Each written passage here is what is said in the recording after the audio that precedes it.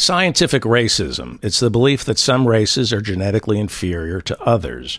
There are many people in America who believe that blacks are genetically prone to violence and that white people are more likely to die at the hands of a black person than they are at the hands of another white person. Scientific racism, where supposedly well-respected scientists manipulate statistics to legitimize a system of subjugation and exploitation. Scientific racism was perfected here in America long before it became the justification for genocide in Germany, the Belgian Congo, and India. Indeed, the Nazis borrowed heavily from research first conducted here in the United States. But despite World War II, scientific racism is very much alive in America on talk radio, Twitter, Fox News, and the White House. For more on this, we're joined by Ryan Lenz. He is the senior investigative reporter for the Southern Poverty Law Center, and he joins us today from Georgia. Thank you so much for taking time to be with us. Happy to be here. I read a piece over at the Southern Poverty Law Center website. Everybody should go to the Southern Poverty Law Center website and read this piece. The biggest lie in the white supremacist propaganda playbook, unraveling the truth about black-on-white crime. You and your colleagues over at the Southern Poverty Law Center write, the idea that black people are wantonly attacking white people in some sort of quiet race war is an untruthful and damaging narrative with a very long history in America. I can't tell you the number of men who I've spoken to who can speak with authority that you're more likely to be killed by a black man than a white man, if you're white. So talk to me about the role Google and Donald Trump play in promulgating the myth of black violence, the myth that black people are hunting down white people. Let's start off with Donald Trump, and then we'll get to Google and the work that the Southern Poverty Law Center has done in fighting alternative facts. What role did candidate Donald Trump play in selling the idea that black people are waging war on white people? For those of us who watched the 2016 campaign closely, or for those of us who were American during that period of time, we're looking at the election the campaign unfolding before us, it was very clear that then candidate Donald Trump was very openly and regularly blowing dog whistles, racist dog whistles, to a base that he hoped to energize, to an electoral victory. And he did so, of course, with language that was not so veiled, and he also did so by completely distorting or inverting factual realities that benefited the narrative that the false narrative that black men were more likely to kill white men than vice versa, or that black men were more likely to kill anyone than white men. Mm-hmm. And for example, and this is sort of where it begins on where Trump sort of dips his toe in this water for the first time. In November of 2015, what then candidate Trump tweeted out to his millions of followers, he claimed that the FBI data regarding the uniform crime statistics had shown that black men were more likely to kill white men than anyone else. Trump's tweet claimed that only 16% of white men who were murdered by white men. The reality is, according to the FBI, it's 82% of white men are killed by other white men. The tweet that he sent out also claimed that 81% of whites are killed by black people. That number is only 15% in reality, according to the FBI. So in this way, in this one example, you start to see how it was very much a strategic distortion of facts, or the presentation of what Kellyanne called alternative facts, but what are really just lies, to perpetuate this myth of danger emanating from black people. Google. Trump tweeted that out in November of 2015. In June of 2015, Dylan Roof shot up a black church in Charleston, South Carolina, killed 9 African Americans. He survived the shooting. The Southern Poverty Law Center has combed through the court testimony of Dylan Roof's. And tell me what role the internet played. Tell me what role Google played in Dylan Roof coming to believe that there was scientific evidence, hard facts, to prove black men had declared a war on the white race. Because he did believe that, didn't he? Absolutely. And let me step back actually just, maybe a year before Charleston. There's a website, an organization called the Council of Conservative Citizens. And it is a group that is sort of the progeny of the old white citizens' councils in the South that fought to ensure segregation, enforce Jim Crow, and so on. And for a number of years prior to Dylann Roof walking into that church, this website had an ongoing tally of links to news articles that claimed to represent what was an undercovered or ignored reality, that criminality and murderous rampages were happening across the country at the hands of black people. The so-called black on white crime narrative ultimately sort of has its seeds of origin there, at least in the modern context and in regards to Dylann Roof. So there's this giant list of news stories of murders, apparently, rapes, robberies, and so on. And at the time, Google, which considered itself the world's library, was unaware that this, basically cataloged this website just like it cataloged everyone else's. But if you're a website owner and a web designer, you know how to actually, you want hits, and you want your website to show up in a Google search result. And you know how to game the algorithm, so to speak. Dylann Roof, he hears about this, and he Googles the phrase black on white crime. And he claims in his manifesto, and he also has claimed elsewhere, that he found in Google, through his Google searches, the website of the Council of Conservative Citizens. And it changed his life forever. So Google effectively delivered to Dylann Roof the fake news and false facts that he needed or wanted to justify the murderous ideations that he had at the time. Mm-hmm. And he found it through a Google search. So what we've argued, and what Google has since sort of worked to change, is that there's a responsibility for players in Silicon Valley to understand that especially in a time when fake news and fake information is rampant across the world, that if Google wants to be the world's library, it has to be so responsibly and not present fake information alongside information that has been tested and is true. Some would say he was going to find that information with or without Google. Google just made it easier for him to find it. That's absolutely true. Confirmation bias. What people will, people will look for the information to confirm what they want to believe anyway. And one should be able to find those websites if one wants to search for them. But it should not be the first thing that someone sees alongside verified facts.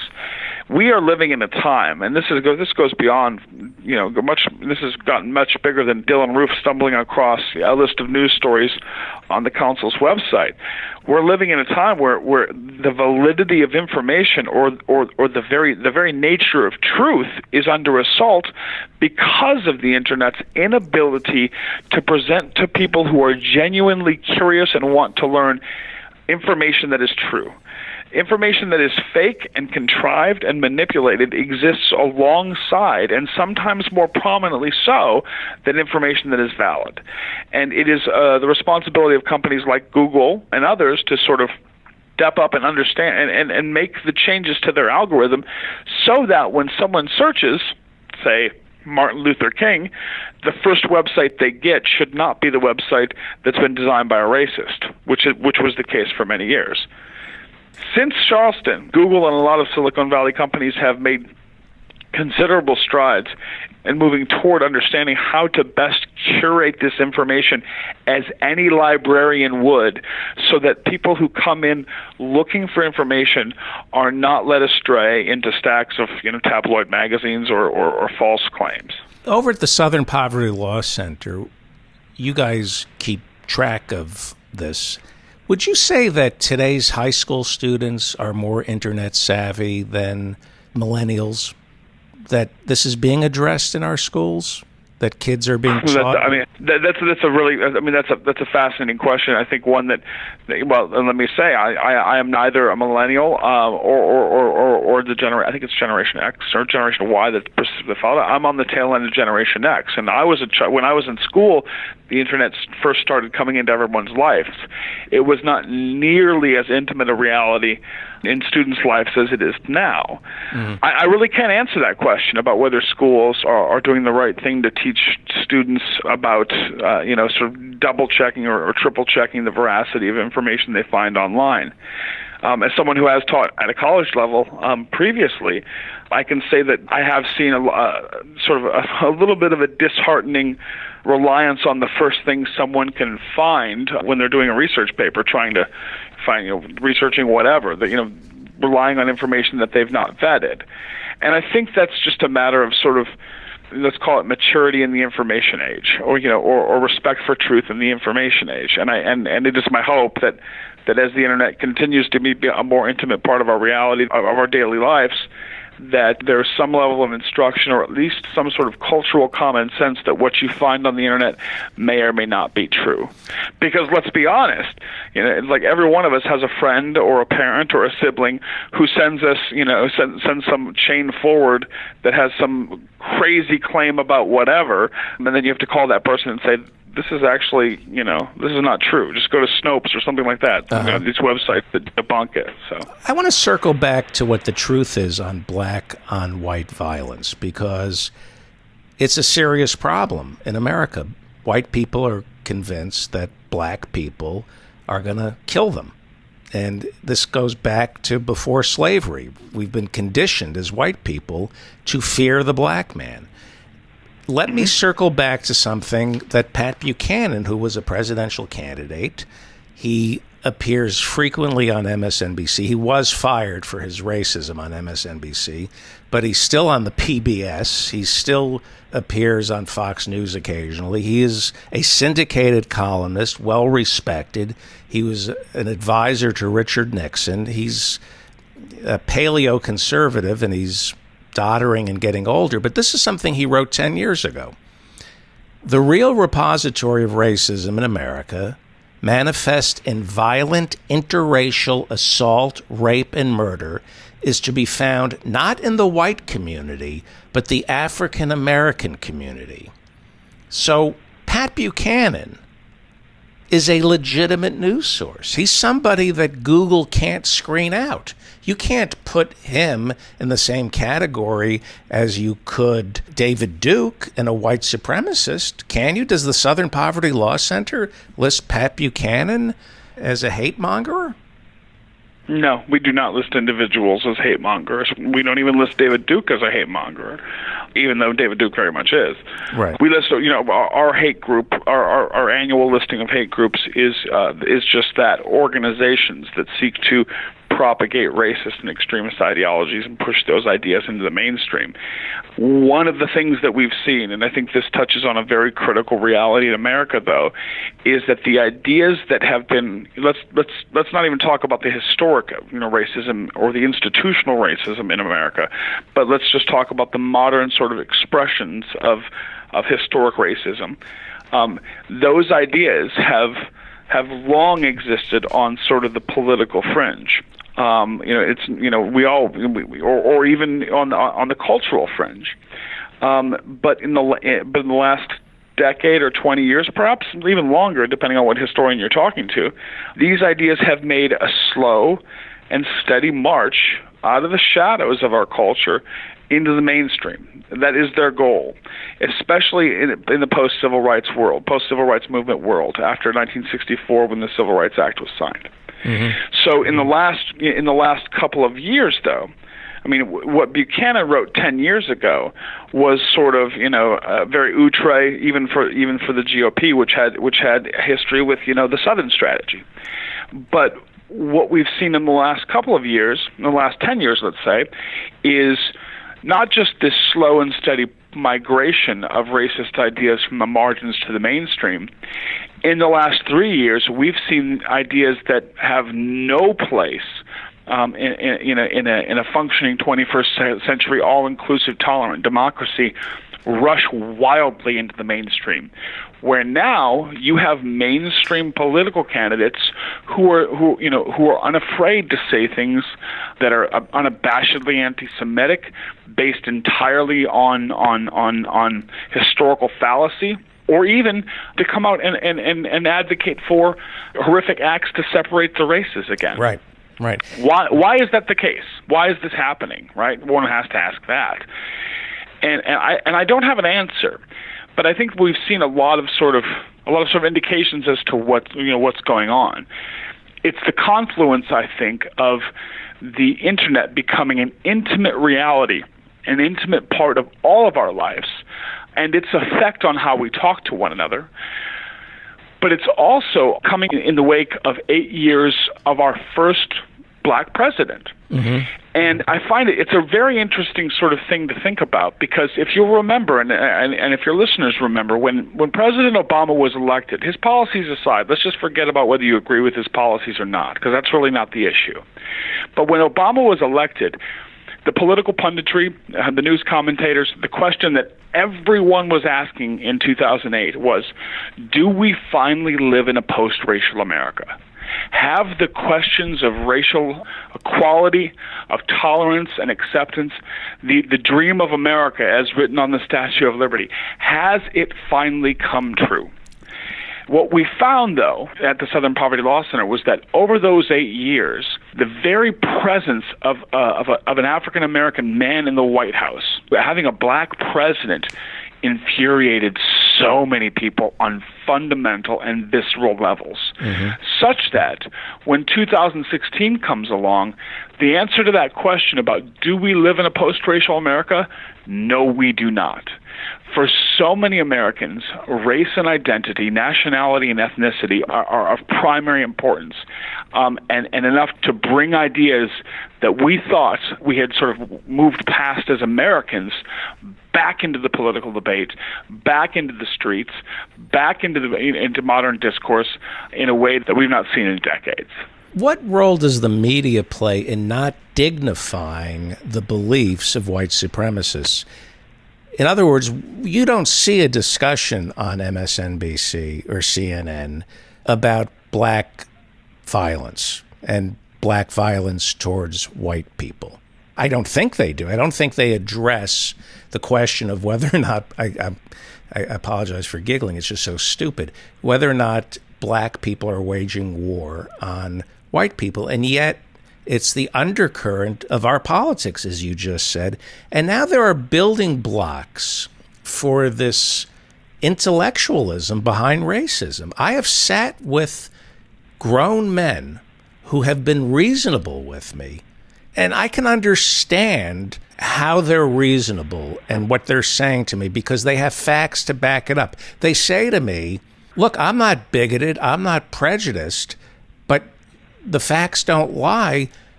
If you're white, you're more likely to be killed by a black person than a white person. Doesn't that suggest that there's a problem in the black community? I'm not a racist, but if black people are attacking white people at record levels, shouldn't we address this? Why are we so politically correct that we can't talk about this? And Charles Murray, the bell curve. There's authoritative writing, scientific evidence. It's all false, as we'll soon discover. But in the bell curve, this is a almost a scientific tome proving that black people have lower IQs than white people. And you can really come across as reasonable quoting from the bell curve and saying, I'm not prejudiced. But I disagree with you there. If I could interrupt, sure. I don't think you come across as reasonable if you quote the bell curve. I think you come across as somebody who's taken the bell curve as a book, as a work, as a study, to be the definitive authority on the matter. But all that demonstrates is that you're not an intellectual. It doesn't demonstrate that you've found, the key to understanding, quote unquote, racial discord or black on white violence. all it shows you is that whoever you're talking to has very selectively and very myopically chosen to rely on a single source that has been attacked and arguably discredited, instead of recognizing it as a perspective and a study that is not definitive. Mm-hmm. You know, if someone, and that's the problem with so-called intellectual racism. You know, these sort of studies, anthropologists, sociologists, philosophers, political scientists, and so on, who write books in the speech of the academy, so to coin a phrase, giving people the authority, or at least the ability, to talk about, to endorse and embrace racist and extremist ideas without sounding outwardly like a racist or an extremist. Mm-hmm. You know, and let's be honest, with the internet, as expansive as it is, not only can you find a community to support whatever you tend to be, whatever you're looking for, whether it be model trains or people dress up like furry animals, Mm-hmm. You can also find resources, information resources, that seem to justify and endorse whatever it is you want to believe. Charles Murray and others like him, Jared Taylor at the American Renaissance and so on, who are very outwardly sophisticated, and for that matter, very, very well learned people, have written pieces of work that justify extremism in the eyes of those who refuse to look beyond and challenge the work. And what is the motivation of somebody like Bannon or Charles Murray? They have a prejudice in search of a statistic. I guess they genuinely believe that the white race is under siege, and by any means necessary, they have to protect it. And they know these are lies? Well, I really couldn't tell you, whether Charles Murray thinks what he's written is flawed or not. I mean, he continues to promote it, so I presume he does believe in it thoroughly. For that matter, let's talk about Kevin MacDonald, who has a trilogy of books, and he's a professor in California who argues that there's a parasitic relationship with the rest of the world and Jewish people who have sought to undermine cultures and civilizations through time. He's a respected academic for some. To others, they recognize what he's arguing is basically an academic footing for racism. The reality about all this is that I cannot speak to the legitimacy or how genuine the academic inquiry someone like Charles Murray engages in when he starts his study, or for that matter, when Jared Taylor pursues his study. In the numbers that they've found, I can't say whether they've selectively edited them, but I can say is that there are so many that challenge them. Mm-hmm. There are studies that don't support what they say, and the studies that do not support what they say far outnumber those that do. Academic racism is something that is sort of the modern manifestation of providing historic hate or even institutional hate with the veneer of legitimacy. Mm-hmm. Let's take, for example, Ida B. Wells, who was a very famous journalist who documented lynchings in the South. There was a widespread belief that was pushed forward as defining the narrative that all of the lynchings in the South were punishment for sexual crimes against white women perpetrated by black men. So thereby justifying to anyone who's looking at it, like, well, this has to be the case. Black men are criminals and they're attacking white women. They're being put to death, as punishment for their crime. What she found through her exhaustive journalism was that was not the case at all, that the majority of lynchings had little or nothing to do with offenses, or even if they did, they were wildly exaggerated. Mm-hmm. So as to justify such criminality and such horror. Let's look at this in the modern context for a second. This all begins with this moment of curiosity, a question that someone has. Like, why is this so? For Dylan Roof, it led him to a website that justified why he should walk into a church and kill people. He went down a rabbit hole of disinformation, misinformation, historical myth, and really just, this nightmarish racist reality that exists online. You just have to be very careful about what books you read and make sure that the next book somehow balances out the previous. Look at the totality of information instead of blindly falling down this rabbit hole of perversity. Great. Thank you so much for the work you do. The Southern Poverty Law Center, what is the exact web address so people can go there? splcenter.org. We have been talking with Ryan Lenz. He is the senior investigative reporter for the Southern Poverty Law Center, and we've been talking about their new white paper, The Biggest Lie in the White Supremacist Propaganda Playbook, Unraveling the Truth About Black on White Crime. Thank you so much for joining us. It's been a pleasure. Thank you so much. Stay on the line for 1 second.